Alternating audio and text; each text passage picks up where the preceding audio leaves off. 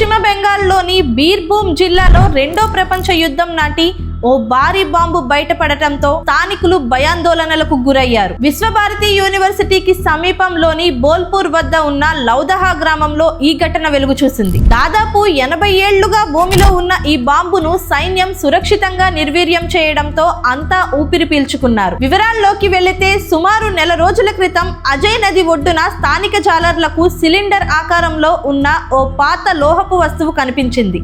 మొదట దాన్ని పెద్దగా పట్టించుకోకపోయినా అనుమానం వచ్చి పోలీసులకు సమాచారం అందించారు. వెంటనే అప్రమత్తమైన పోలీసులు ఆ ప్రాంతాన్ని తమ ఆధీనంలోకి తీసుకొని ప్రజలు అటువైపు వెళ్లకుండా కట్టుదిట్టమైన భద్రతా ఏర్పాట్లు చేశారు. అనంతరం ఆర్మీ అధికారులకు విషయం తెలియజేశారు. ఘటనా స్థలానికి చేరుకున్న ఆర్మీ బాంబ్ స్క్వాడ్ దానిని రెండో ప్రపంచ యుద్ధం నాటి బాంబుగా గుర్తించింది. అత్యంత జాగ్రత్తగా నియంత్రిత పద్ధతిలో బాంబును పేల్చివేయగా ఆ దాటికి సమీప గ్రామాలు సైతం కంపించారు అని స్థానికులు తెలిపారు. 80 ఏళ్లు దాటినా బాంబు ఇంకా పేలుడు సామర్థ్యంతో ఉండటం ఆశ్చర్యం కలిగించింది.